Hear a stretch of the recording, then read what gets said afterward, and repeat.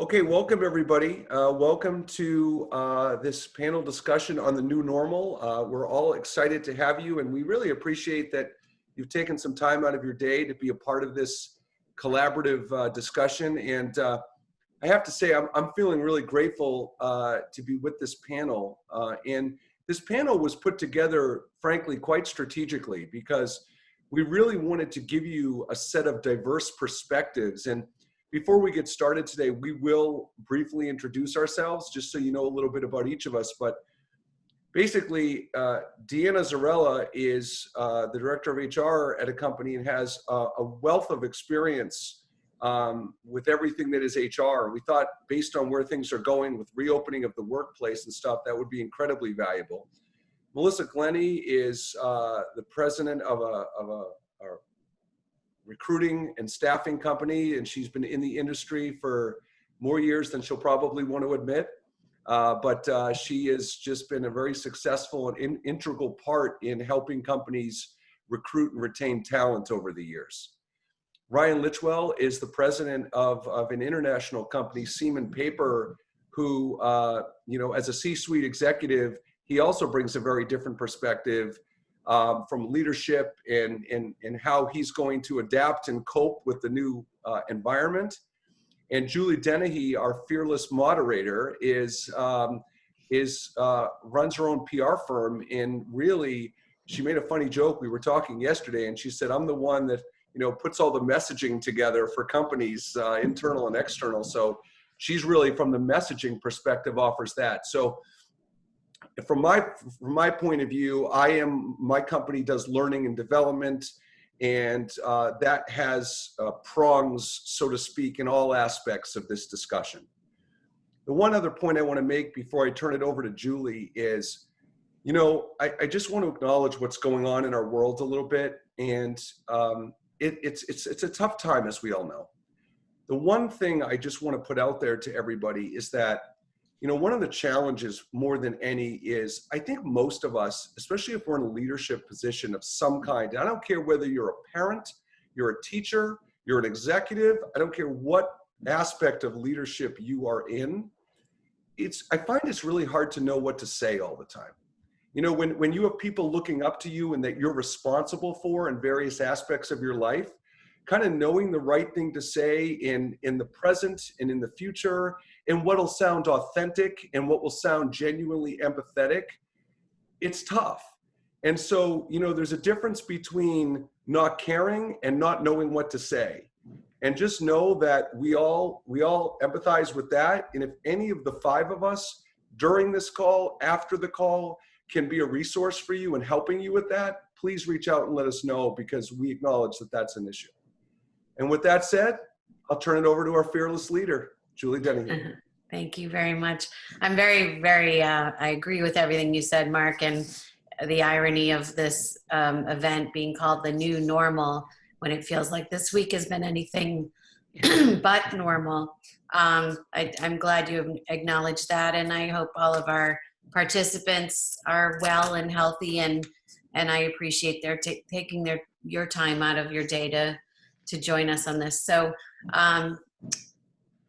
Mark has done a fabulous job, as I'm in awe of his ability to not only message, but also pull together this type of learning and training experience, and this type of diverse panel in terms of our capabilities and our backgrounds. So we'll be covering today how to attract the right talent, how to bridge the physical and virtual workspaces, how to appeal to workers of different generations, which is a really interesting topic that is not touched on very frequently, how to level set your expectations and drive your own organization's priorities and goals, whether you're a nonprofit or a for-profit. We'll be touching on both of those.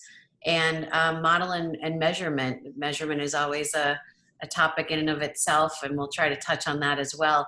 So to jump right in, we're going to try to touch on all of those subjects, I promise, and I will try to move things along as best I can. But participants, please feel free, Mark, if it's okay to comment and stay engaged here. Use the chat to pose your questions, and I'll be, trying to monitor. Both Mark and I will be trying to monitor what you're saying. So without any further ado, we're going to jump right into attracting the right talent, because right now we're all in flux, and I think it's a great opportunity for us to talk about what tips and tricks we have and what our backgrounds are, based on what our backgrounds are, to try to attract the right talent. So I'll jump right in with asking all of our panelists if they can weigh in on what their strategies are for attracting the right candidates for leadership and for sales and just in general. I'll just leave it broad for the moment. Melissa, you want to jump in? Sure, Julia. I think that, the way that I'll answer that is relative to how things have changed in our current environment. I think the biggest thing that I have found is the messaging. Interviews and engaging with candidates has become very casual out of necessity, and I never dreamed that I would be having the conversations and sending out initial messages to candidates in the manner that I am. But I'm finding that without, just like Mark was a great example a few moments ago, without addressing the situation that we're in and putting that front and center, I'm getting crickets back. I think people really want to just connect on a human level first and foremost, and everything else is secondary to that. So my number one tip would be in reaching out to try to engage people, to reach out in just a really fundamental human way and asking the questions, right out of the gate. How are you doing? Mm-hmm. How's your family? Are you ready to go to work? They're odd questions. I would say they're odd questions if you'd asked me, 3 months ago, a bit personal, but without having that kind of conversation, I think that people are actually a bit put off. So I highly recommend leading in with those kinds of that kind of topic. Some empathy. Yeah, goes a long way. Yeah, absolutely. It also talks about how you will be as an employer as well, right? Mm-hmm. Mm-hmm. Any other additions, folks? Yeah, anyone want to talk about strategy? I can certainly add to that. So, obviously, we're recruiting both manufacturing and admin positions. So manufacturing, I think, is also the same way that Melissa has described it. And the only difference is, we still have to have manufacturing talent come through and actually look at what we do, because sometimes, just by necessity, they're looking for another job, and and they need to change careers. So we want to show them. So there's still the physical connection, and it's not just going, Skyping and doing it virtually. So we still have that advantage, and it really touches upon what Melissa said. You really need to be able to have a conversation with these individuals and ask them, why are you here today? What has happened? And get to know them on a much more personal level, and then show them the manufacturing environment and what they're going to be coming in and doing, because to them, this might be a whole new environment, and we want them to feel comfortable. So as our interviewing techniques have changed, so too has the manufacturing floor. You've got to show them what we've done to do social distancing, and how we disinfect and sanitize, and all of these unanswered questions for that unknown. You need to really be able to show them so they can see what we're doing to keep employees safe, which I think is really what so many individuals are concerned with right now, and know that we care about them and that we're listening to them and we're actually responding to that. And this changes daily, as we all know. You can set your schedule today, and tomorrow it's going to be something new. So, again, keeping engaged with those talents that come through the door, and making sure, they understand who we are and, why we need them at a time, not just because we're filling an empty position, but what opportunity they're also going to have with whatever company they're interviewing for. That's very important. Okay. Any, for the panelists, any skills that you see, you talked about your outreach is different here in the new normal. But are you specifically asking for any new skills given our new normal?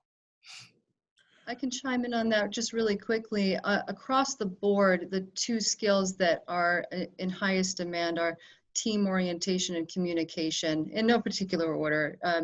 But if you look at the positions that are really in high demand right now, they're frontline positions. They're customer service. They're people making stuff and getting product out to people. So that the working the main theme across all of those positions are being able to work in generally a high-paced, a fast-paced environment with a team, and communication is always essential. I think that's not going to change. That's only going to become more important. Any other skills that pop into your minds, Ryan? I was going to say communication as well. And I think you hit it right on the head. We're looking for frontline employees, manufacturing level employees, and, their ability they really can't work from home, but, communication is a very important skill. And, we would just be looking for the same skill sets. When you're looking for administrative professionals, that ability to work independently is going to be, really big, not only in the office, but also outside of the office with the new normal.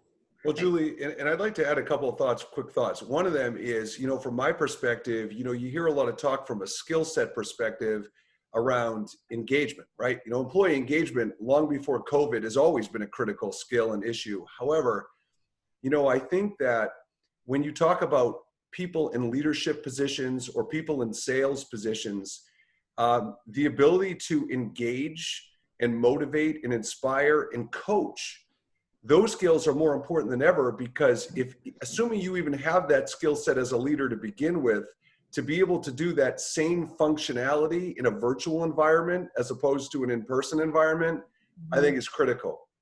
And the other point I want to make, back to your original question, that I think is really important is, and I know Melissa and I have discussed this offline, is, I really believe the job market is going to get flooded in the next 6 months, because you've got so many people who not just have been furloughed or laid off. I don't mean just from that perspective. I mean, COVID-19 has provided an opportunity for self-reflection for so many. And so you're an entrepreneur and you had to shut your business down, or you're an entrepreneur who decided to shut your business down because it said, this isn't really what I want to do anymore.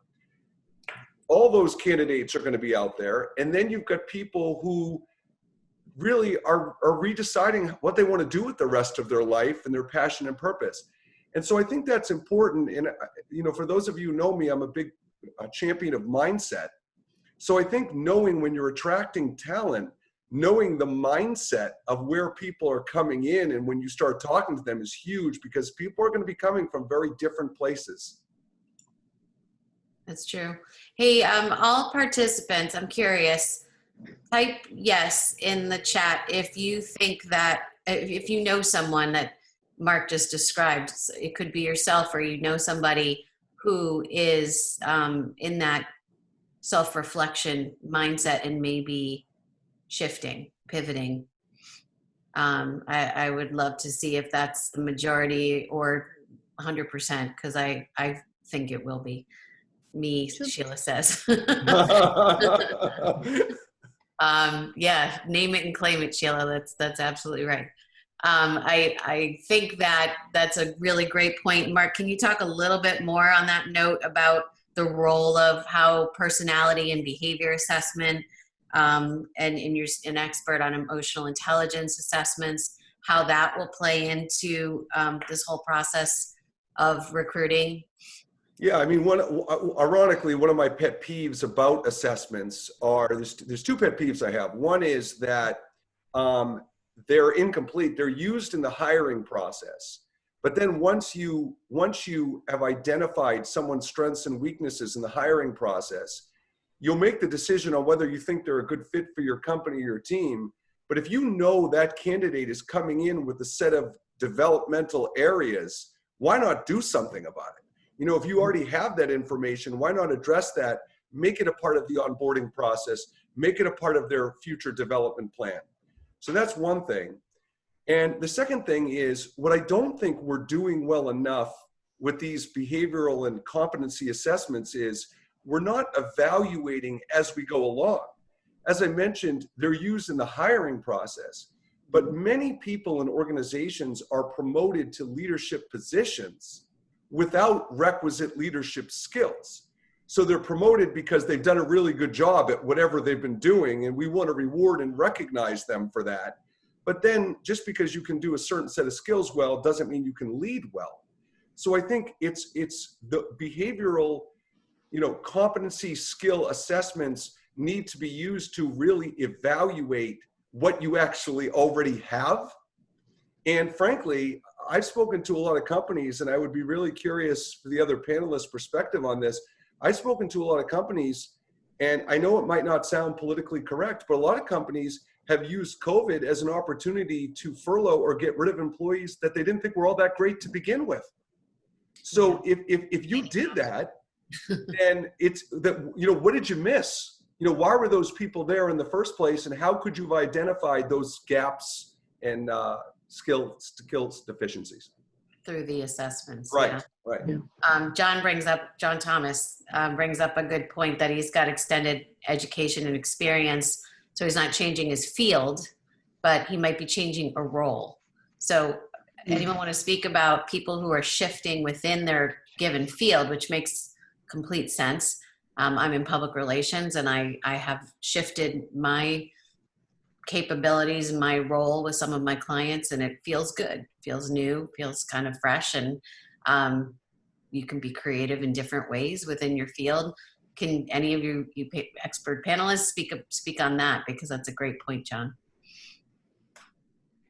I think, I would just say that having lived in business now through the last 2 economic recessions, that I saw a lot of people finding their true vocation after coming through those experiences. And to what Deanna was talking about earlier, I think that we have an opportunity here maybe to kind of kill 2 birds with 1 stone, because it does take people some time, and in some cases they might be sitting on unemployment for months, and but yet we have job openings that we need filled now, and companies have an opportunity to be tapping into people who are just in a point where they're trying to figure out what they're going to do next, and they have time and ability to go to work knowing that it's not going to be their forever job. So I think that employers would be remiss if they're not really tapping their employee referral programs and asking their employees, who in your family or in your circle of friends would be willing and able to jump in and help us, for at least some period of time, realizing it's not going to be their forever home potentially. Yeah. Or can anyone give a quick story about someone who has come to you and said, I know I'm doing job X, but I think I'm better at job Y here within the company? Well, I can speak on behalf of that, but kind of a little bit different angle. We had an individual from the onset that I think was very nervous, just had family members at home, so had requested to be furloughed, key employee. And so what it forced us to do was, nobody ever wants to lose a key employee, but we understood the reasons why it needed to be done, and we needed to be able to act quickly. So from a leadership perspective, what we did is we looked internally, because you don't want to have to go through all that learning curve. So we had somebody here, and it was, speak to the individual first and say, okay, do you think you would be interested in doing X, Y, and Z?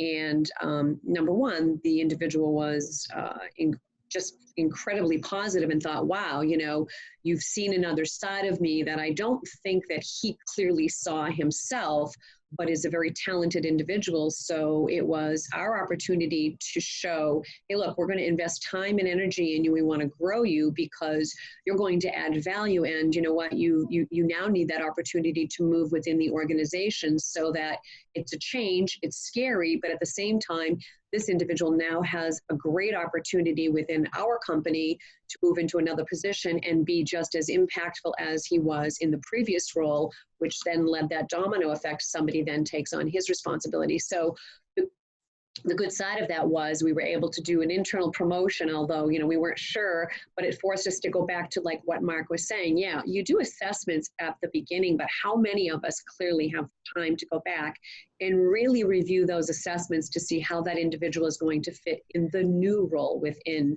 the organization. And in this instance, it worked out very, very well. And, we're able to now move this person here. And then when the other individual transitions back, there's also the role there for him. There's enough to be done. But in the interim, we found that opportunity to promote from within. And, it's always better when you can do that versus having to go outside and then do all that training that is required to get that individual up to speed and see the value immediately. So it's worked out well. Win-win. I'm going to move ahead a little bit just in the interest of time, and we can come back to this recruitment, attracting the right talent topic in a bit. But that was a good segue a bit, Deanna. Our next topic is bridging physical and virtual workspaces. We've touched on that a little bit already. But your point about having an employee not be comfortable in a physical workspace is a good one, and I want to explore that a little bit. So it seems that many companies have done a 180 and went from physical to all virtual spaces. I don't know how many of our participants are experiencing that in their work life, and there's all kinds of hybrid versions of that, coming in one day a week and working at home the rest. How do you all suggest that companies create a bond, and how do you bridge that space, whether they're at home or in the physical workspace?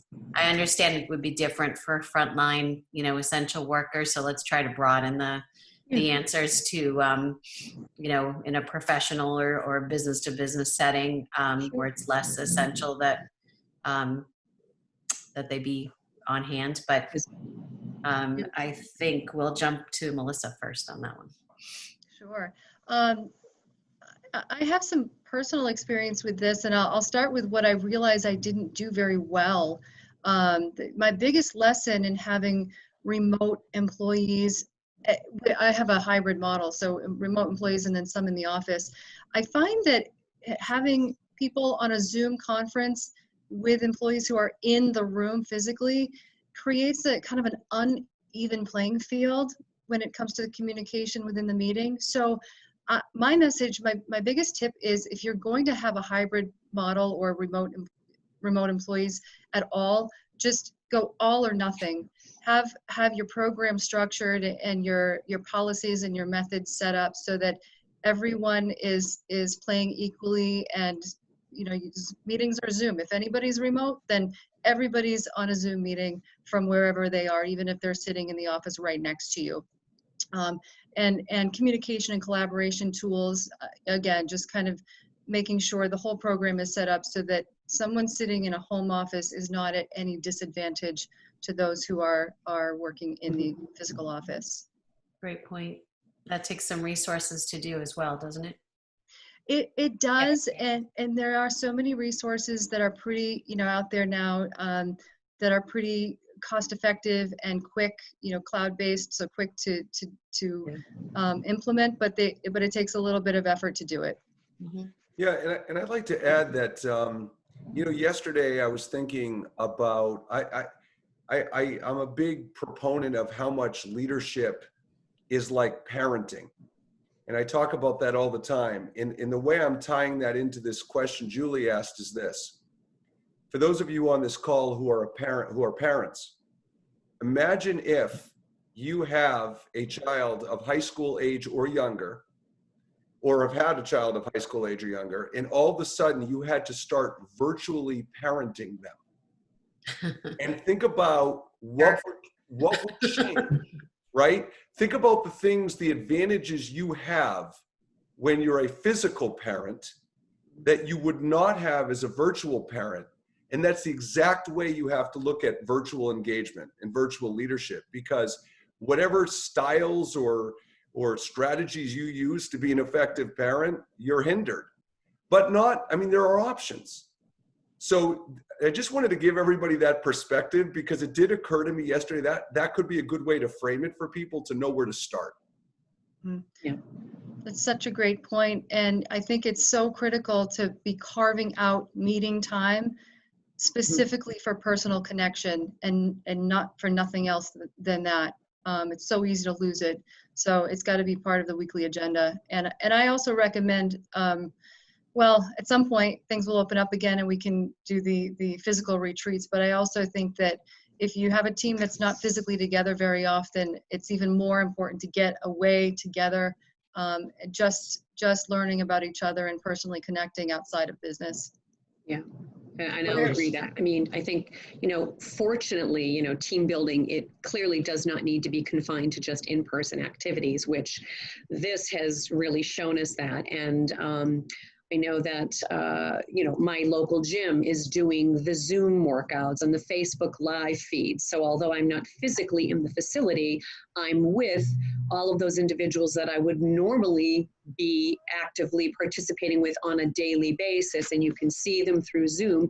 So it gets to the point that you're saying, Mark, we're all doing Zoom. It's not just one person's in the gym and then the rest of us are Zooming. So I think that's very impactful. But I think the other thing too is I love the creativity that people have come up with. I mean, you can do to what Melissa was saying, know people differently on a personal level. So do those virtual icebreakers, think of 3 questions before the meeting starts that you want the people that are attending either say about themselves. And then as everybody's in that Zoom, kind of guess who this is about, or, a book that they've read, or if they had to be a superhero, who would they be and why, so there's so many icebreaker questions you could do. It gets you back to, again, you're having that contact, although it's not in person, but you're getting to know people on a personal basis without the physical connection. You can do celebrations like that now as well too. So I think, booking, anything, there's all of that, and everybody has access to it. And I think even it's interesting, my 80-plus-year-old parents, we Zoom now. They had no idea what Zoom was other than it was a TV show back in the 70s, and now this is something that they're doing, and it's commonplace, and it's exciting, and it's nice. So we may not be able to celebrate Easter together, but we did it in a Zoom atmosphere. So everybody is still doing that, but I think it keeps that bonding with you. And again, more so, it's needed because as human beings, it's uncomfortable to not have that contact with people on a daily basis. I think you have your chat around the water cooler every day or a cup of coffee, and you can't have that. So important. Zoom a coffee break, lunch break, dinner break, whatever. So Drinks, Deanna, I have to say to you that, oh, sorry, Julie, go ahead. I'm sorry, my apologies. No, so Deanna, I have to say to you, first of all, I feel like we're kindred spirits because I still remember the PBS lineup of Zoom, Sesame Street, and 3-2-1 Contact. Of course. So that's crazy, but anyway, that makes us, I don't know what that says, but the one other quick point I wanted to add to what Deanna said is, let's be clear why we're doing Zoom meetings. And here's why I'm saying that. I'm not talking about where you may think I'm going about meetings being purposeful. Sometimes I think we do Zoom meetings because we don't trust the other people in the meetings. And so in other words, we need to see their face. We need to see they're paying attention. We need to see they're focusing. And I feel like we have to be compassionate about people are on screens now more than ever. And so I would suggest that if I was in a meeting at your company and you didn't see my face, heck, maybe I was out taking a walk, maybe I was lying in the sun, for God's sakes, I would say that I might be more relaxed and focused and more in my comfort level. So I would just encourage people, if you're making decisions on a Zoom meeting or allowing people to call in on a phone or something like that, just remember how many Zoom meetings and virtual meetings are taking place. And do you really need that person on the Zoom? And if so, be honest with yourself and ask why. Yeah, let me add a little tweak to that too, which leads into a question I'd like to pose to Ryan. Not everyone's comfortable with technology, and we assume, Deanna, what you were talking about, virtual, having time for personal connection, it's so important. It's also stressful for people who don't, who aren't adopting technology as quickly as others. And we all know, there's a spectrum of familiarity and comfort with technology. So what we think is fun and cordial might actually be stressful for some people. And as Mark said, I think giving people permission to turn the video off, as we are today. I'm sure people are multitasking. Feel free to clap if you're multitasking, and we hope that you're listening to us. But that's the downside of webinars, is people tend to do two different things at once. We hope we're being engaging enough that you're tuning in, but not everyone is comfortable. So Ryan, talk a little bit about how you, as a professional, advise those, especially in leadership, how to cope and how to thrive as a leader if you do not have that level of comfort and familiarity with technology. Well, I was actually going to chime in and give I was going to give an opposite opinion from what Mark gave. I was in, I'm in a Vistage group, and one of the things that they do with the group is, you got to be there, you got to be, in the meeting if you're going to be in the meeting. So they don't allow you to hide. So there's no turning off your video monitor. There's no muting. You've got to be there. You've got to be present the whole time. And, that's going to make your meetings, concise, condensed. If we were in a meeting face to face, would we tolerate, picking up a cell phone or multitasking? Is that creating a longer meeting, or is that part of the new norm? I guess we'll have to see. But, as far as addressing technology for people who aren't comfortable, the CEO at our company hasn't been able to be on a video meeting yet, which, completely understandable, but, it's increasing that communication, and he does it by phone. So everybody does it a little differently. I think you're going to see a real push away from email. You're going to have a lot of project-related software that's going to be tracking everything that's being done. Phone calls, Zoom meetings, we might see less and less emails, as things go forward. So. Excellent. Anything else to add before we move on to the next topic? I just, go ahead, Melissa. No, you go ahead. Just real quick, I would just say, I know a lot of organizations are using Slack now, and it's very user-friendly. And one thing that's interesting that I like about it is that from an employee engagement and connection standpoint, companies can kind of plant some seeds for employees to cultivate engagement with one another. I know of some companies that have, they have their company announcement channel, but they also will have other channels like the workout channels or book club channels, and people can just kind of engage as they have the time and interest in whatever area suits them. So I just wanted to kind of put that out there, that it goes beyond. Yeah, and I'd like to add to what Ryan said, two quick follow-up points, because, Ryan, the thing that's interesting to me is I actually agree with you. I think that if you're going to do a virtual meeting, you absolutely should not be able to not have your video on. Like, to me, it's either you're going to do it or you're not, right? Mm-hmm. So I'm totally with you on that.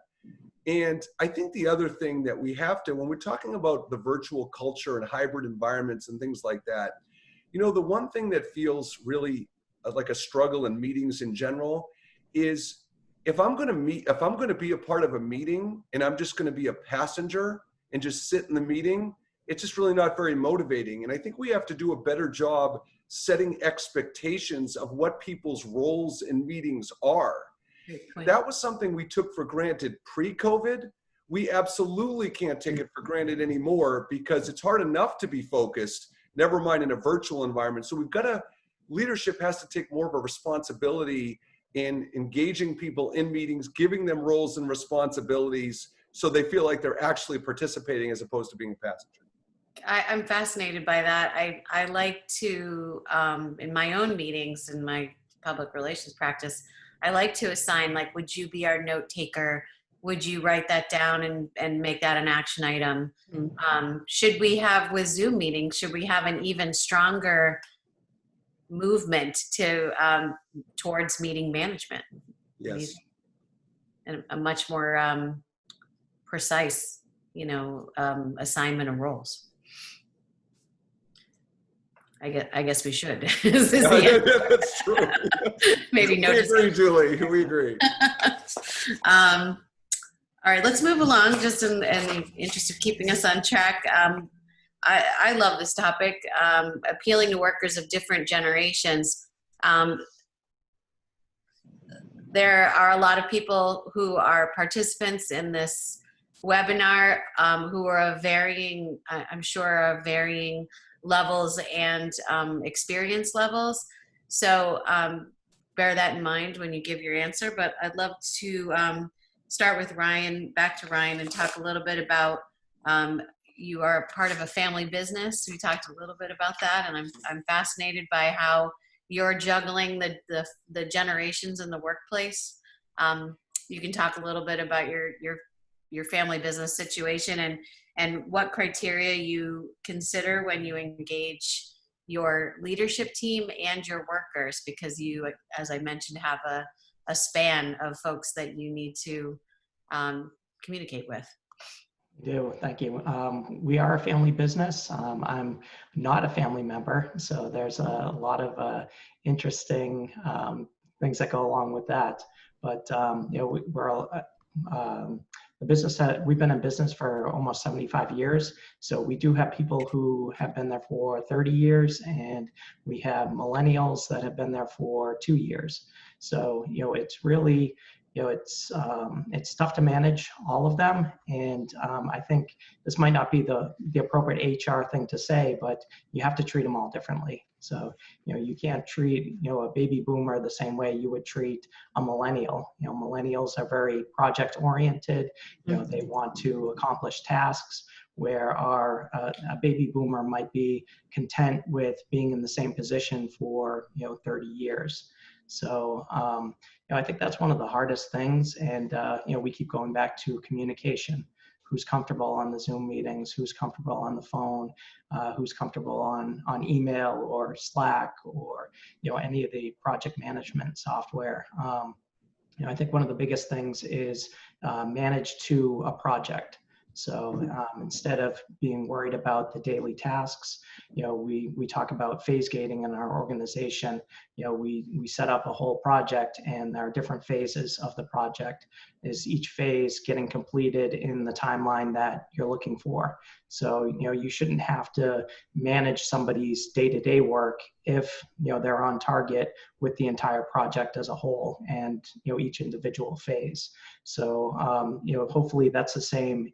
Working in the office as working from home or working remotely, we're trying to push away from that day-to-day, almost micromanagement of, here are the 6 tasks that you did today. Did you do that?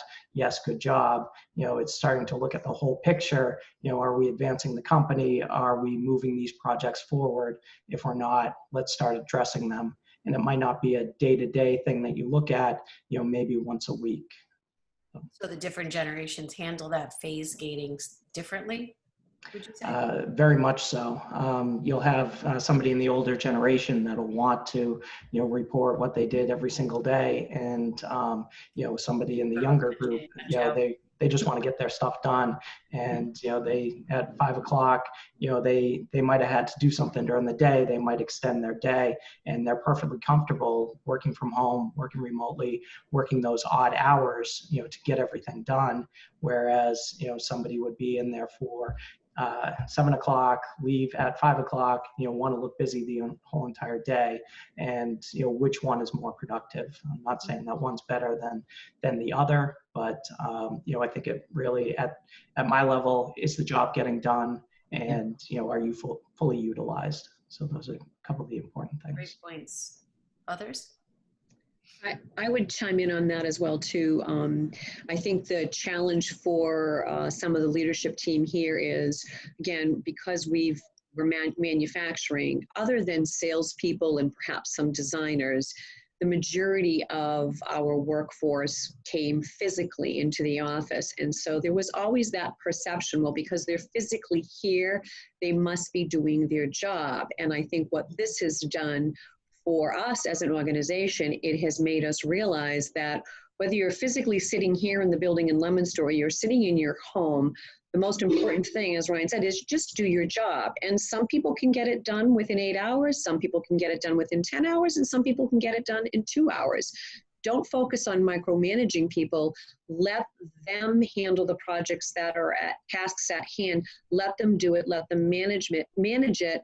And again, it frees up our time as leaders focusing on things that we shouldn't be, and, more of the strategic. How are we going to, when we come through this, what are we going to do? Because I think in the end, just, conversations with fellow HR people, I think eventually we all know this crisis is going to be over. And I like to think, the way you treat your employees now, it's going to, whether it will either be a good taste in their mouth or it's going to be that bad taste in their mouth. It's going to determine whether or not they're going to want to stay with your organization because, again, we already know, like Mark said, eventually the market is going to be flooded with people. So again, that's an opportunity for people. Make sure you're really focusing on how you're handling, the changes that are happening. It's evolving every day, and how we keep our employees engaged. And it is going to. It's different for generation to generation. So don't assume it's a one-size-fits-all mentality. And what this has done, I think, now is it's really made company realize you need to be in the office every day. And I think most of us are saying, no, you don't. We can do our jobs. And personally, some people, they work crazy hours when they're working at home, and that's not healthy, but that's just what they're doing because they're more productive at home for whatever reason, because you don't have the distractions and everything else that comes, in your office space, other than those employees that now have to find that balance of not only are you a full-time parent, full-time employee, you're a full-time teacher too, because not everybody has children that are able to manage this. So we as leaders need to also be aware of that. It is very different person to person, environment to environment, and we need to understand that and really work with each employee on an individual basis so that we're seeing those results and that they're staying engaged in their job. So you need to budget your time as HR professionals accordingly, because that means, it's a more intensive program for you. Melissa, can you talk a little bit on the reverse of that, seeing what's missing when it comes to multi-generational workforces? What type of skills and capabilities are you utilizing now in terms of recruitment and retention and engaging different generations? Well, my team for the last several years has, the age span has been 21 to about 69. So it's been a really interesting experience for me, especially being a small team, 4 or 5 people. If somebody doesn't feel like they're clicking with other people, it's not like they can go to the second floor and see what the options are there. So it's been really, I've taken a really dedicated approach to making sure I have a platform where everybody is able to develop a personal connection, even if it doesn't come as naturally because they're 50 years apart from one another generationally. And I've seen it be very successful. One thing that has been really cool to observe is the birth of the reciprocal mentoring, I think we'll call it. The younger people are teaching older people their technology that they seem to be born speaking these languages. And then I see on the reverse side, people with more life experience, the younger people are leaning on them for judgment making and just kind of leaning on their wisdom and their experience. So I think setting up a structure where you have those either reverse mentoring or reciprocal mentoring relationships, I think that goes a really long way. I highly recommend instilling that in the team. Mark, any thoughts? Yeah, I think Ryan and Deanna, had made some really good points. And John asked a question, I think, that ties into the points they're making. And this is something I'm very passionate about, as you'll probably notice in how I convey this information. So I want everybody on the panel and our guests today to think about something for a second. Think about how you prove somebody is listening to you. I mean, have you ever had a conversation where someone will be looking at you straight in the eye? It looks like they're so actively listening, and then you'll kind of ask them for their takeaways, and it was like the conversation never existed. And I paint that picture for this reason. John's question was, are multiple side communication channels a distraction to people? And in my experience, when I do training, whether it be in person or virtual, one of the first things I'll say in the training is, if any of you feel like you need to check your phone or do anything, feel free. You're not going to be judged by me. And the reason why I do that is because now more than ever, people are overwhelmed with anxiety and fear. And so if you're in a virtual meeting and you're distracted because you're checking your phone or doing something else, is it disrespectful? Maybe. That's a value judgment, right? But at the end of the day, what it comes down to is be less concerned at what people are doing to bring themselves a comfort level around anxiety and stress, and be more concerned about what they're actually listening and taking away from the exchange. Because I'll put two people in front of you, one that's checking their phone 5 times in an hour and the other that isn't. And it's a very good chance that that person checking their phone 5 times an hour might have gotten more out of that meeting or might be more engaged. So I think we really, and that's a generational thing too. I think a lot of times, you see a lot of millennials walking with headphones and it looks like they're disconnected and not listening. So we just can't make sweeping value judgments and put labels based on how people de-stress, control their anxiety, cope. And if you need that distraction, as long as you're committed and engaged to focus on the matter at hand, I'm okay giving it to you. I agree. I think one other element of that is, giving people permission to multitask, in a free webinar. I think that's appropriate.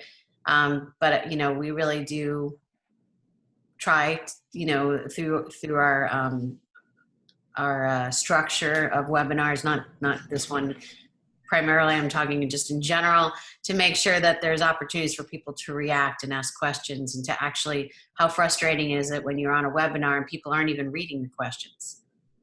Talk about not feeling listened to.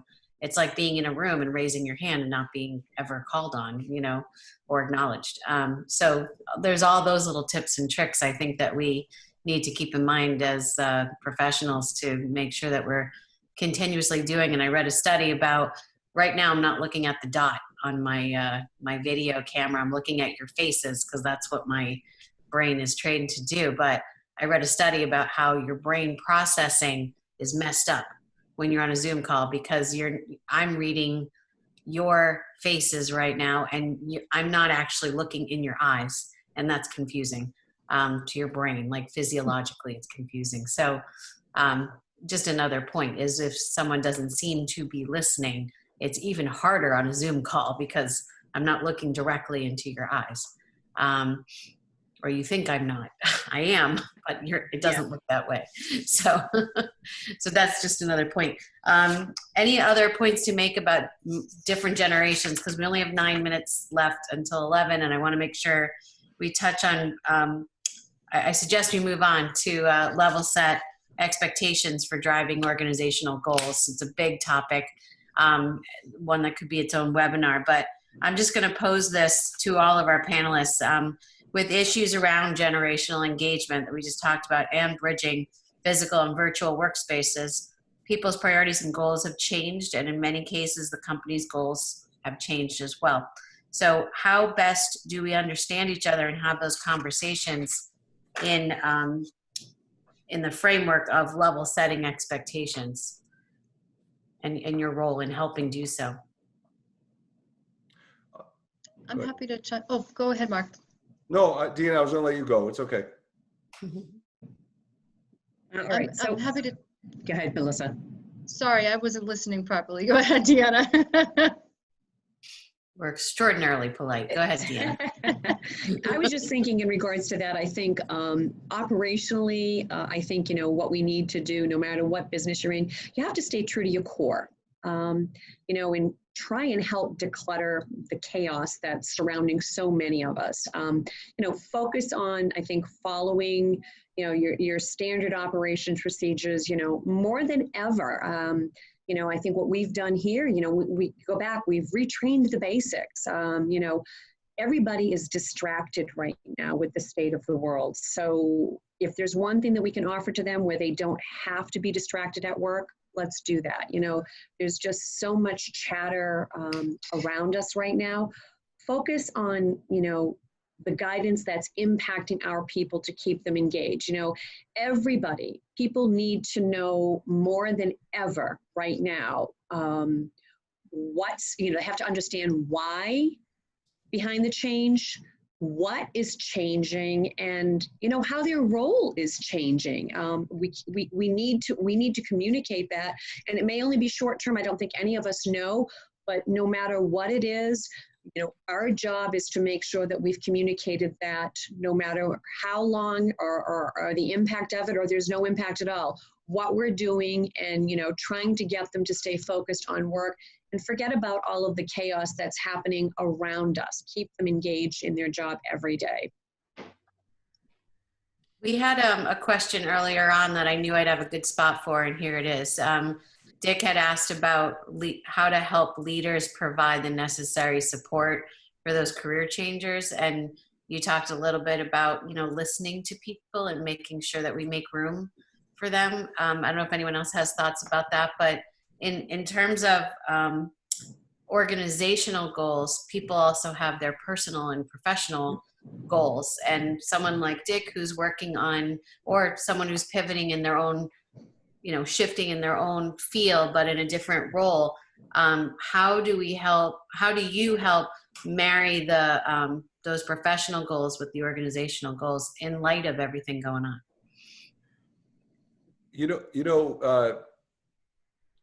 It's interesting, Julie, because there's a technique, a communication technique called motivational interviewing, which I teach, and it has to do with helping people detach from their emotions and embrace change.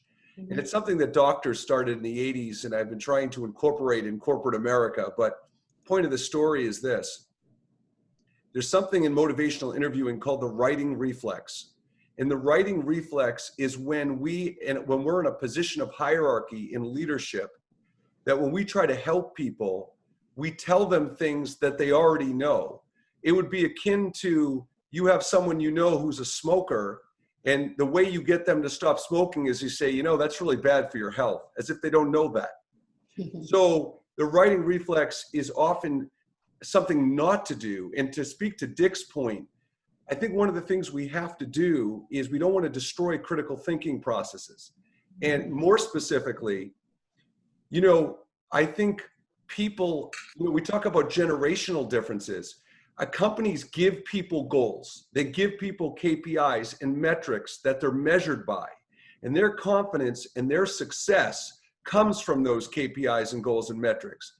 But what happens is that destroys the individuals coming up with their own personal goals and their own motivators, intrinsic motivators. So what we have to do is, to Dick's point, is we need to have conversations and start asking people two critical questions. One, what are your personal goals for your career, like personal/professional goals, that if it was up to you and you were creating your own goals, what would they be? And also, what are your personal goals in general? Mm-hmm. And I think we've got to stop telling everybody what all their goals should be and leaving it at that, and letting people actually communicate what their own goals would be. Great point. That actually is a good segue to our last topic, and I think it touches on it nicely, which is in a virtual environment, let's talk about metrics. How do, given what you just said about goals, now how do we measure change when we can't see what people are doing? Or how do we measure their level of commitment? Talk a little bit as we wrap up this webinar on metrics. It's great to have goals, but we have to be able to tie back to them. So Ryan had a thought, I think, Julie. Perhaps. Yeah, it actually just dovetails off of that. A lot of companies, because of what we've just gone through with COVID-19, fiscal projections are out the window right now. Even public companies are refusing to issue any forecasts because nobody knows what's going to happen. Right. And no, you really hit it on the head. You have to have your staff be involved in the entire goal setting process. It gives them a larger stake there, and they don't want to work towards something that I've set and executives set. They want to work to something that they have set. So what are some examples of non-financial goals just to give some examples. Sure. We talked about, process management and the phase gating. So, you're going to have, say a new product launch, you're going to have different phases of that new product launch. And, it's not going to be tied to, say, a specific KPI such as sales or quoting. And there's no definitive timeline in something like that. You put the timeline in the plan, but, it's not going to be definitive as far as the financial statements go. So, those would be KPIs that, you can set. And then, because of the issues that are going on, you got to really work with your team and reset, all of those goals, because, things have really taken the past couple of months and pushed everything back.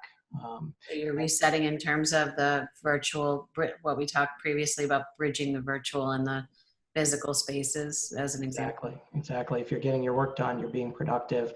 That's something that's easy to measure, whether you're working remotely or, in the office. Are you getting your work done? So Anyone else have anything to add in terms of metrics, KPIs? What should we be mindful of?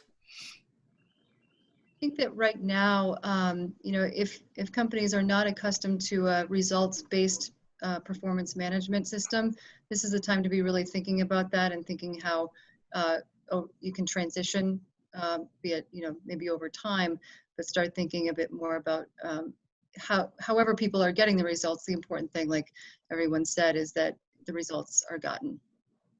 And if you're doubting, if you're thinking about how to measure productivity, as Ryan was alluding to, if you're doubting how to, and questioning whether when people are working at home that they're going to be as productive, then I got news for you. This problem existed long before the COVID-19 situation happened. You've got an expectation setting problem, not a productivity problem. Great point. Anything to add, Deanna? No, I was going to focus on that as well, too. I think that gets back to what I had said. There was that, presumption that, you're in the office, you're working harder, which clearly is not the case anymore. You're seeing the end results, and you're not physically seeing the person here, but the results are here and they're delivering. So, it gets back to that old school versus new school. And I think for us, it's going to change the way we look at recruiting, because you don't physically have to. And I think for other companies as well, too. Do you need large office spaces anymore? And if you do, is it going to be more shared space, but with, screens up and all that, changing everything, but you don't really need to be in the office. And so flex time, I think, which is really important for a lot of people, is going to be part of a benefits package now. If you didn't have it before, you're going to start offering it now, because it's going to allow you to tap into different resources as far as attracting people. And that's, again, it's a much broader scope. You're not having to just focus on the area that your company is located. You can expand that and tap into different sources of talent, which I think for us is amazing.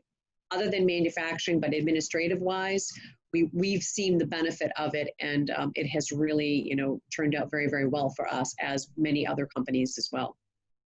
I would add one more thing, and I know Mark will agree with this, that the use of video technology, which has always been around, by the way. It's been around for the last 10 years, Skype, et cetera. But I think the adoption of video technology and the integration of it into our workplaces is phenomenal. Yeah. I think it's going to save us a lot of money, both as personally and professionally, and maybe we've all been delighted with how the travel's been alleviated because we're all working from home.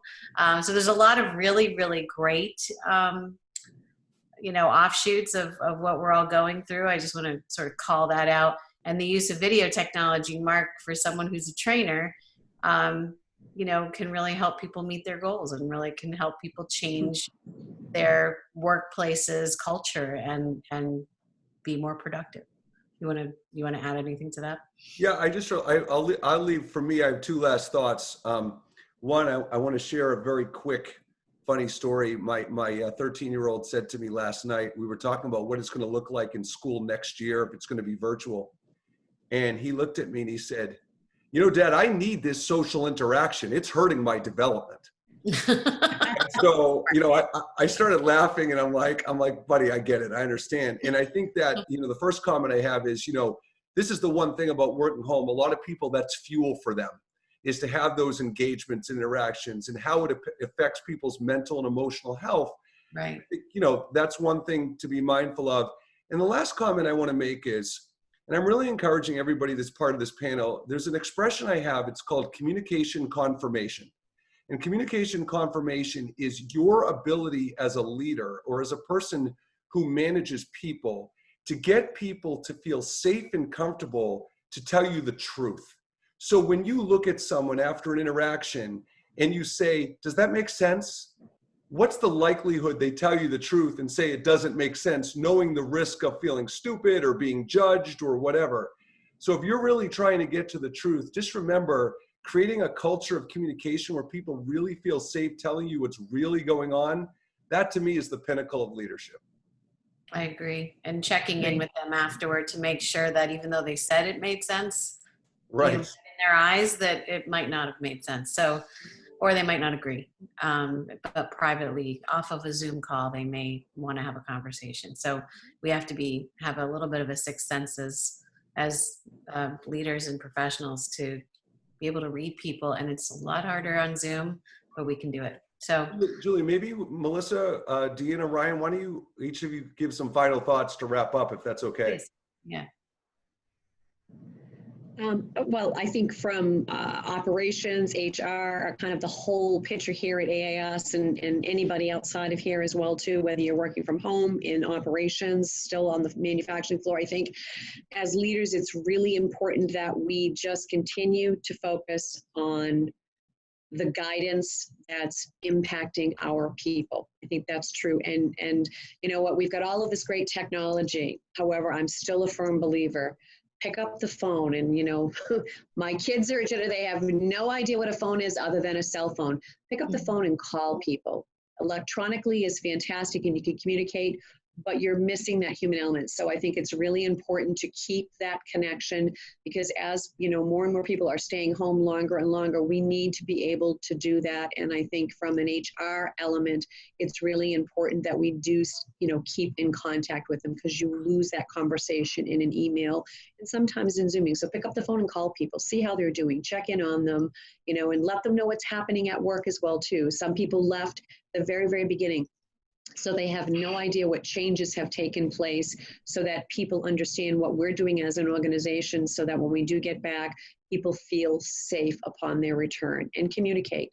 Information is powerful. Don't hold back. Share whatever you can share with your employees, so that there's no, you know, uncertainty as to what they're hearing. As long as they hear it from you and they continue to hear it from you, they're going to have trust in what you're doing.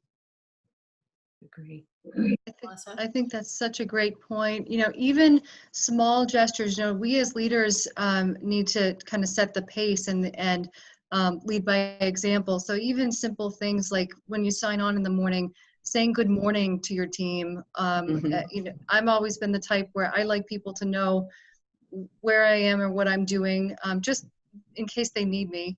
But I also do that because I need to know kind of where they are and what they're doing in case I need them as well. So kind of just those little things like, I'm stepping out to go for a run, I'll be back in 45 minutes or something like that. Just so that we are communicating with each other and nobody's being left to feel like they're an island of themselves. And I think in closing, now is the time that I really see the importance, as we were talking about assessments and development plans. Those I think really need to be rock solid to keep people engaged. You know, and the assessments are just the beginning point of creating a development plan. I hope that it's clear that those two, you know, the assessments are, the purpose is to know how one is going to most benefit from development.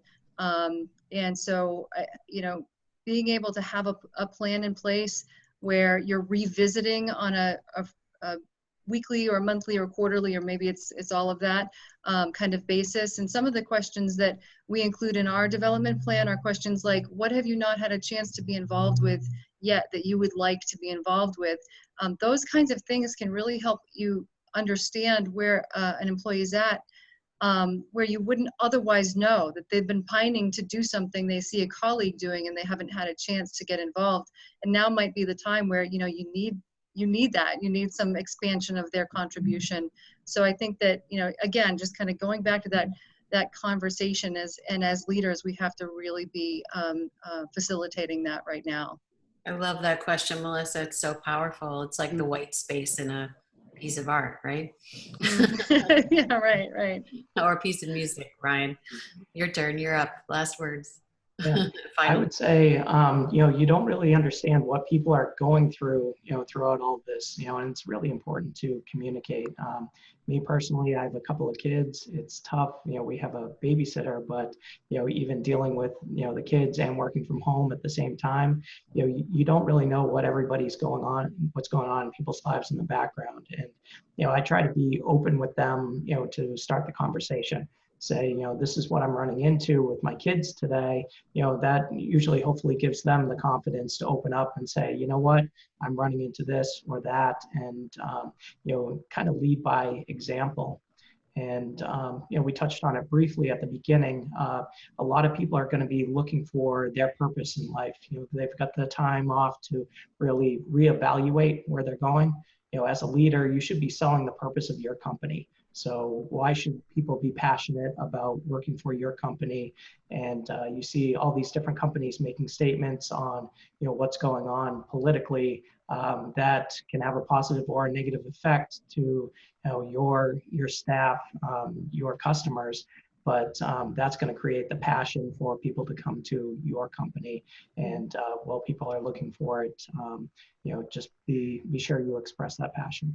I love that too. That's wonderful.